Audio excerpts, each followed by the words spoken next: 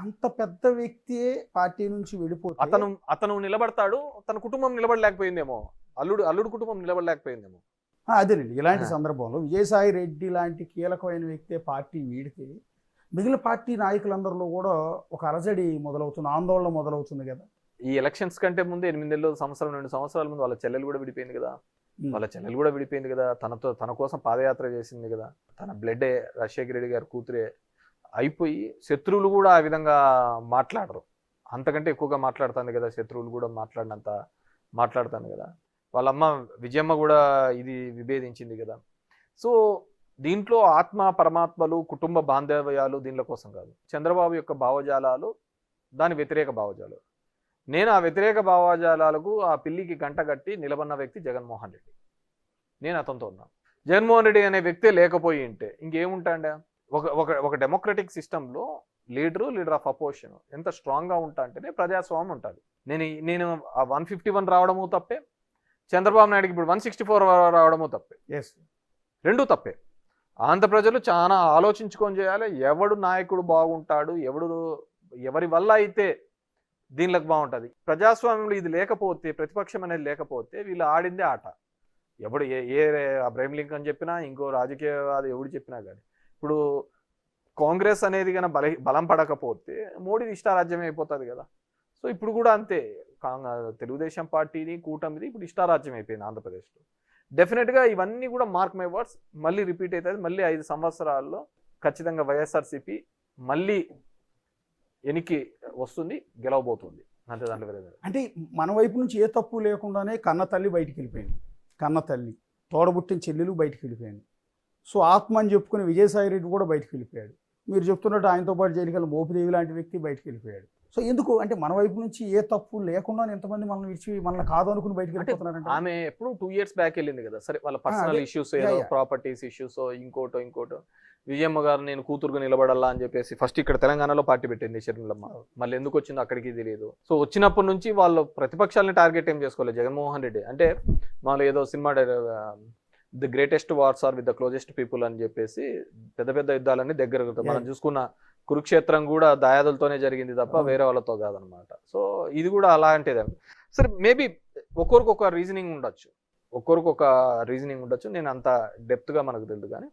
So నేను ఒకటే ఆలోచించినది, ఇంతకుముందు చెప్పినట్టు చంద్రబాబుకు ఒక అగెనెస్ట్ ఒక లీడర్ నిలబడాలి. ఒక దమ్మున్నోడు డెఫినెట్గా వీళ్ళని ఛాలెంజ్ చేసి నిలబడతాడు అనే వ్యక్తి. ఇప్పుడు నేను సింపుల్ థింగ్ చెప్తాను. తెలంగాణలో కూడా చూడండి, రేవంత్ నే ఎందుకు అంత క్రేజ్, మాస్ ఫాలోయింగ్, అంతగా జనాలు ఎందుకు వచ్చినారు? He is a non compromisable leader with KCR. మిగతా వాళ్ళతో కాంప్రమైజ్ కావచ్చేమో కానీ కేసీఆర్కి ధీటుగా నిలబడి వీళ్ళకు కోసం పోరాడే వ్యక్తి ఎవరైనా ఉన్నారు అంటే అది రేవంత్ అని ఎస్టాబ్లిష్ చేసుకోగలిగినాడు. బికాజ్ ఏం చేసినాడు, కేసీఆర్ చాలా మందిని ఆ విధంగా ఎస్టాబ్లిష్ కావాలనుకున్న లీడర్లు అందరినీ కూడా తన మాటలతోనో దీనిలతోనో తొక్కిపడేసినాడు. జానారెడ్డి గారు కనపనాక, జానారెడ్డి గారు నేను మంచి మిత్రులు, నేను వాళ్ళ ఇంటికి భోజనానికి పోవాలనుకున్నాను, ఈ విధంగా ఉండాలనుకుంటున్నాను అనాలకల్లా జనాలకు కూడా ఇదేందా జానారెడ్డి వీళ్ళిద్దరు ఏదో కుమ్మక్కైనట్టున్నారే అని చెప్పేసి. అదే రేవంత్ అనే వ్యక్తిని ఆ విధంగా మాట్లాడలేడు. రేవంత్ను కూడా ఆ విధమైన ఫైట్ ఇచ్చినాడు కాబట్టి యాంటీ ఇన్కంబెన్సీ మీద ఎస్టాబ్లిష్ కావడం జరిగింది. అదేవిధంగా చంద్రబాబు అనే వ్యక్తి మీద ఏకైక లీడర్ ఎవరు ఫైట్ చేయగలుగుతాడు ఈ రాష్ట్రంలో అంటే అది జగన్మోహన్ రెడ్డి. మీరు మన ఆంధ్రప్రదేశ్ రాష్ట్ర రాజకీయాలు ఎక్కడా లేనంత డిఫరెంట్గా ఉంటాయి. ఇక్కడ Telugu Desam party, BJP party, Janasena party, Congress, CPI, CPM, ఇంకేమైనా మిగిలిపోయిన అన్ని పార్టీలు కూడా టీడీపీ అన్ని ఒకటి ఉంటాయి. జగన్మోహన్ రెడ్డి ఒక సైడ్ ఉంటాడు. సో ఆ system we have to appreciate, we have to go. డెఫినెట్గా జనం తరపున నిలబడతాడు, జనం తరపున ఫైట్ చేస్తాడు, ఎత్తి చూపుతాడని నేను. అంటే మీరు పదే జగన్మోహన్ రెడ్డి గారు ప్రతి సభలోనూ ఒక ముఖ్యమంత్రి స్థాయిలో ఉండే వ్యక్తి పవన్ కళ్యాణ్ ఉద్దేశించి కారులను మార్చినట్టు పెళ్ళాలను మారుస్తాడు, 3 పెళ్ళిళ్ళు 4 పెళ్ళిళ్ళు అంటూ బహిరంగ వ్యాఖ్యలు చేయటం అనేది అవతల వ్యక్తికి సింపతి తెచ్చిపెడుతుంది, నీ మీద నెగిటివిటీ తెచ్చిపెడుతుంది. పైగా సీఎం స్థాయిలో ఉన్న వ్యక్తి బహిరంగంగా అలా మాట్లాడచ్చా? అది పవన్ కళ్యాణ్ ప్లస్ అయింది కదా. డెఫినెట్గా ప్లస్ అయింది. దాన్ని ప్లస్గా చేసుకున్నాడు కూడా. ఇప్పుడు చిరంజీవి అలాంటి సందర్భం ఒకటి, చిరంజీవి వచ్చి సార్ అన్న టికెట్లది అదేదో చిన్న వీడియో క్లిప్ పెట్టినాడు. అంతకుముందు మాట్లాడినది అన్ని పక్కకు పోయినాయి. ఆ క్లిప్నే చూసి మా అన్నని ఇట్లా అంటారు, ఇదంటారు. పవన్ కళ్యాణ్ ఒక స్టాండర్డ్గా ఉంటాడు అనేది ఒక మాట మీద ఈరోజు ఏది చెప్తాడో దాన్ని మళ్ళీ కంటిన్యూ చేస్తాడని ఏం లేదు. ఎందుకంటే చంద్రబాబుని ఎలా తిట్టాడు, బీజేపీని ఎలా తిట్టాడు, లేకుంటే అందరిని ఎలా తిట్టాడు, మళ్ళీ ఇప్పుడు ఎలా పొగుడుతున్నాడు, మళ్ళీ ఎలా తిడతాడు, ఇవన్నీ అతను వదిలే. కానీ మీరు అంటున్నట్టుగా భారతీయ సంస్కృతిలో భాగంగా అలాంటివి తప్పు అని చెప్పే ప్రయత్నం చేసినట్టు, కానీ ఆ చెప్పే విధానం అనేది ఆ పద్ధతి కాదు అని నేను అనుకుంటున్నాను. మేబీ దానివల్ల కూడా పవన్ కళ్యాణ్కి అడ్వాంటేజ్ అయి ఉంటుందని నేను అంటున్నాను. అందుకే పోటీ చేసిన 21 స్థానాల్లో 100% స్ట్రైక్ రేట్ ఇప్పుడు గెలవడం అనేది నేను ఏమంటే జగన్మోహన్ రెడ్డి గారి ఏ విధంగా ఒక సక్సెస్ స్టోరీగా మనం చెప్పుకుంటాము, పవన్ కళ్యాణ్ కూడా ఒక సక్సెస్ స్టోరీనే. ఎందుకంటే నిలబడిన అన్ని చోట్ల ఓడిపోయి ఒక ఎమ్మెల్యేతో గెలిచి ఆ ఎమ్మెల్యే కూడా పక్కకు పోయి 2 చోట్ల ఓడిపోయి కూడా తిరిగి bounce back.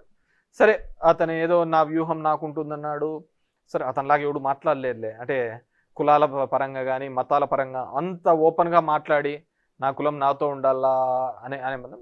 So what ever maybe తన ఆ 21 మందిని కూడా గెలవడంలో కూడా ఒక సక్సెస్ స్టోరీ. ఎందుకంటే దీనికి సీజనల్ పొలిటీషియన్స్ తప్ప, ఈ విధంగా రాజకీయం ఒక వృత్తిగా ఉన్న వాళ్ళే ఈ విధంగా బౌన్స్ బ్యాక్ అవుతారే తప్ప, మిగతా వృత్తుల మీద ఉండి, సినిమా లాంటి వృత్తులో లేకుంటే మిగతా వ్యాపార వృత్తిలో ఉండి ఇది ప్రైమరీ ఇంట్రెస్ట్ కాకుండా మిగతా దాని మీద ఉన్న వాళ్ళు ఇలా బౌన్స్ బ్యాక్ కావడం చాలా కష్టం. కానీ it's a success story of Pawan Kalyan అని చెప్పుకోవచ్చు. అండ్ ఆ 21 కూడా చాలా స్ట్రాటజికల్గా తీసుకున్నాడు, సక్సెస్ చూపించినాడు. సో భవిష్యత్తులో బేసిక్గా ప్రశ్నిస్తామని పెట్టిన పార్టీ అది పోయింది, తర్వాత ముఖ్యమంత్రి అనే పార్టీ అది వెళ్ళిపోయింది, ఇప్పుడు సపోర్టివ్ పార్టీగా డిప్యూటీ సీఎంగా ఆయన ఉంటున్నాడు. We have to wait and see ఇదే కంటిన్యూ అవుతాడా, మరి ఎలా ఆ సీట్లోకి రావడం. ఇప్పుడైతే నేను లేదు 10 ఏళ్ళుగా చంద్రబాబే ఉండాలని ఆయనే అంటున్నప్పుడు, so we can't expect him CM seats. వాళ్ళ ఫ్యాన్స్ కానీ వాళ్ళ కమ్యూనిటీ కానీ ఏదైతే మా వాళ్ళలో కూడా ఆ ముఖ్యమంత్రి సీట్లో కూర్చోవాలి అని కోరుకున్నారో వాళ్ళది ఇప్పట్లో నెరవేరే కార్యక్రమం కాదు. వాట్ ఎవర్ మేబీ జగన్మోహన్ రెడ్డిని ఓడించడానికైతే ఖచ్చితంగా పవన్ కళ్యాణ్ అనే వ్యక్తి లేకపోతే తెలుగుదేశం అనే పార్టీ ఇప్పటికీ కూడా జగన్మోహన్ రెడ్డిని ఓడించలేదు.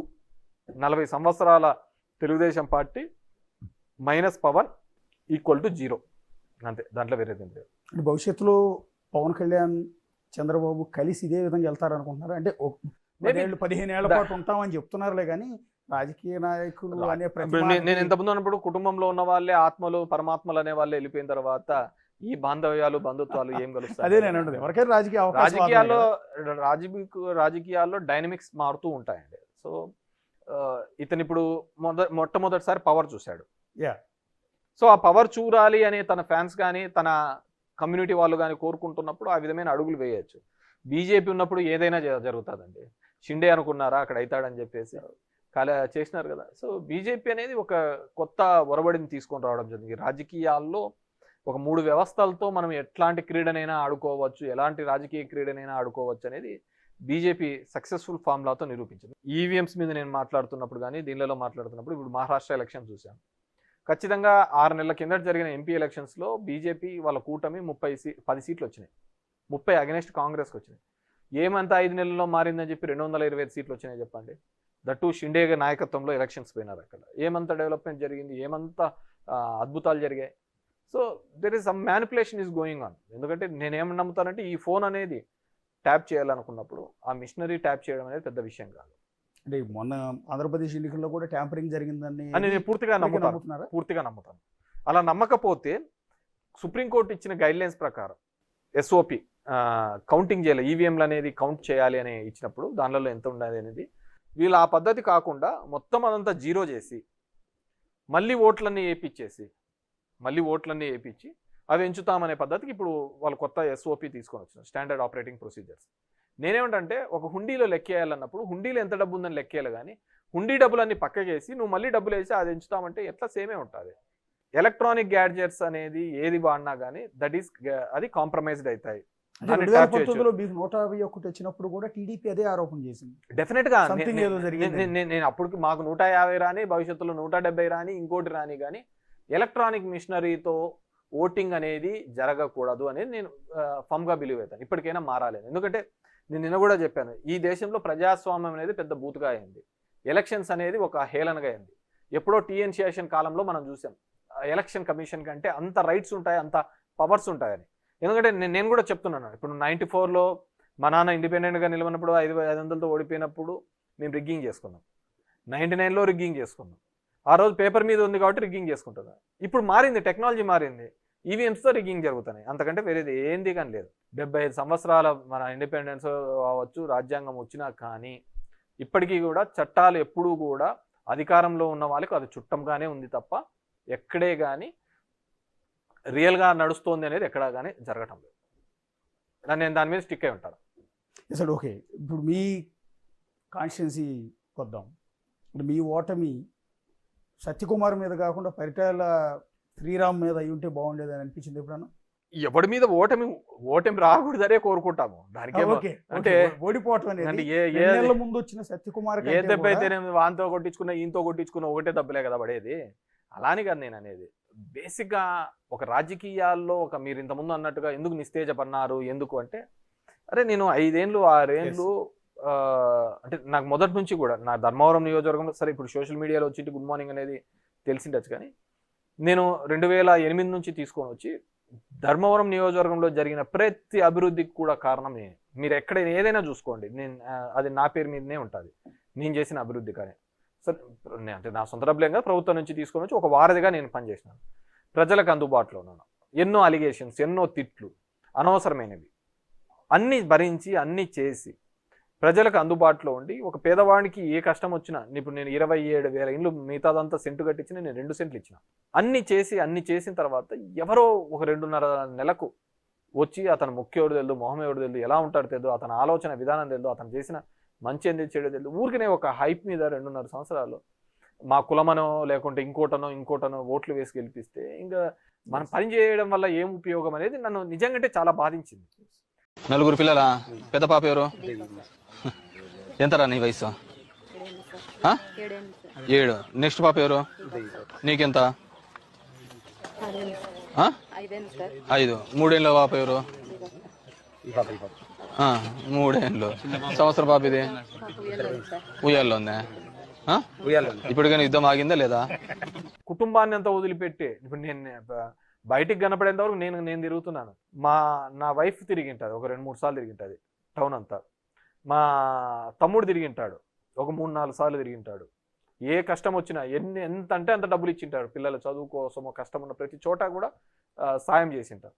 సరే ఇప్పుడు కొత్తగా వచ్చినాడు కదా, చూడండి అతన్ని కూడా చూడండి, 2 నాళ్ళు ఏం తప్పు ఉంది. అతను చూసిన తర్వాత నాకు కూడా టైం దొరికింది నా ఫ్యామిలీతో స్పెండ్ చేసుకోవడానికి, నాకున్న చిన్న కోరికలు తీర్చుకోవడానికి. నీటి కోరికలు తీర్చుకొని వస్తాను. పార్టీ ఆదేశించిన కార్యక్రమాలన్నీ పార్టిసిపేట్ చేస్తా పోతాం. మేబీ నేను భవిష్యత్తులో కూడా ఆ విధంగా గుడ్ మార్నింగ్ అనే కార్యక్రమం పేరు మీద నేను అంతగా కూడా తిరగలేనేమో. ఇంట్రెస్ట్ పోతుంది ఆటోమేటిక్గా. ఇంత కష్టపడినా కానీ లాస్ట్ వచ్చే ఎవడో గాలికి అట్లా గెలిచిపోతా అంటే మనకేముంటుంది, ఆ రోజు మనం గాలి ఎట్లా వస్తే అట్లా చూద్దాంలే అనే పద్ధతికి వస్తున్నాం. కానీ డెఫినెట్గా మా పార్టీ తరఫున కావచ్చు, ప్రజల తరఫున కాబట్టి ఏ కష్టం వచ్చినా కానీ డెఫినెట్గా నిలబడతాను. ఎందుకంటే నాకు ఇంకో వృత్తి తెలియదు, నాకు ఇంకో విద్య తెలియదు. చివరిగా ఒక మాట అంటే, మీ బాబాయ్ గారు పెద్దారెడ్డి గారు తాడిపత్రిలో జేసీ ఫ్యామిలీని ఎదుర్కొని నిలబడిన ఏకైక వ్యక్తి అని చెప్తూ ఉంటారు. అలాంటిది మొన్న ఎన్నికల్లో ఆయన పరాజయం పొందిన తర్వాత ఇంతవరకు కాన్స్టిట్యున్సీలో ఆయన అడుగు పెట్టలేకపోతున్నారు కదా. కాన్స్టిట్యున్సీలోకి 2-3 సార్లు పోవాలనే ప్రయత్నం చేసినారు. అటాక్ జరిగింది కదా, ఇంటి మీద జరగలేదు. అది సోషల్ మీడియాలో వచ్చినదంతా ఎలక్షన్స్ రిజల్ట్స్ మధ్యలో వచ్చిన గొడవ. ఓకే, ఆ సోషల్ మీడియాలో. కానీ ఇంటి మీదకి అటాక్ జరిగింది. కానీ పోలీసు వాళ్ళు ఎస్పీ గారిని ఒక 10 సార్లు కలిశారు. 2-3 సార్లు పోయే ప్రయత్నం చేసిన ప్రతిసారి సిఐలు వాళ్ళు అరెస్ట్ చేయడం, మళ్ళీ వెనక్కి తీసుకొని రావడం జరుగుతుంది. కోర్టుకు కూడా పోవడం జరిగింది, హైకోర్టులో కూడా అది నడుస్తుంది. నాకు తెలిసి ఒక 2-3 డేస్లో ఏదో ఒక ఆర్డర్ వస్తుందని అనుకుంటున్నాము. సరే ఇప్పటి వరకు అయితే ప్రభాకర్ రెడ్డికి అయితే గవర్నమెంట్ ఉంది అని నడిపిస్తున్నాడు. సో నీ వారసుడుగా నీ కొడుకుని తీసుకొని వచ్చి పెట్టు. What's next? ఇదే విషయము ప్రభుత్వం ఏమి 100 సంవత్సరాలు ఉండే ప్రభుత్వాలు ఏం కాదు. సో తర్వాత అయినా వచ్చిన ఇబ్బందే కదా పడేది. It's bad culture. ఇలాంటి కల్చర్ ఎప్పుడే కానీ మనము ప్రమోట్ చేయకూడదు అనేది నేను అంటున్నాను. సో ఇప్పటికీ కూడా మనం ఎప్పుడు పోయినా కానీ ఆ ధర్మవరంలో మన గురించి ఆ రోజు ఉన్నప్పుడు బాగుండేప్ప అని అనుకుంటే చాలా, దాంతకంటే మనం చేయాల్సిన క్రెడిట్ ఏముంటుంది. అంటే ఓటమి తర్వాత మీకు ఏ పార్టీలోకి వెళ్ళాలని అనిపించలేదు? అంటే జనసేనకి వెళ్తారు మీరని విపరీతంగా ప్రచారం చేశారు సోషల్ మీడియాలో వచ్చింది అని దాన్ని తగ్గట్టుగానే వచ్చింది. కానీ నేను చెప్పాను కదా, నాకు ఇది భావజాలాల ప్రకారం నేను జగన్మోహన్ రెడ్డి గారితోనే సేల్ అయిదామని అనుకున్నాను. పవన్ కళ్యాణ్ గారు ఇంకా ఇప్పటికీ హీజ్ ఓన్లీ షేరింగ్ పార్ట్నరే కదా. పవన్ కళ్యాణ్ అనే అతను రాడికల్ ఇన్ మైండ్. సో ఉన్న దాంట్లో గ్రోత్ ఉంటుందని నేను కూడా అనుకున్నా. చిరంజీవి చాలా అంటే మెత్తం దొంగ అని మెత్తగా మాట్లాడేసి అయిపోగొట్టాలని చూస్తాడు. పవన్ కళ్యాణ్ అట్లా కాదు, రాడికల్గా చేయాలని చూస్తూ ఉంటాడు. So we have to wait and see. నేను అలాంటిలేదు, I will sail with the Jaganmohan Reddy. Maybe Jaganmohan Reddy అధికారంలోకి వచ్చిన తర్వాత ఏమన్నా రాజకీయాలు వద్దనుకున్న రోజు పక్కకు వస్తాను. ఎస్, థ్యాంక్ యూ వెంకటరామరెడ్డి గారు. Thank you. ధర్మవరం మాజీ ఎమ్మెల్యే కేతి రెడ్డి గారు చాలా అంశాలు మనతో డిస్కస్ చేశారు. పార్టీ ఓటమి తర్వాత చేయాల్సిన పోస్ట్ మార్టం, పర్టికులర్గా ధర్మవరం కాన్స్టిట్యున్సీలో ఇంటింటికి గుడ్ మార్నింగ్ పేరుతో ఎంత కష్టపడి తిరిగినా కూడా తాను ఓటమి పాలవటం పైన రకరకాల అంశాలు ప్రస్తుతం మనతో మాట్లాడారు. Signing off, this is the show. For more videos like this, subscribe Big TV channel.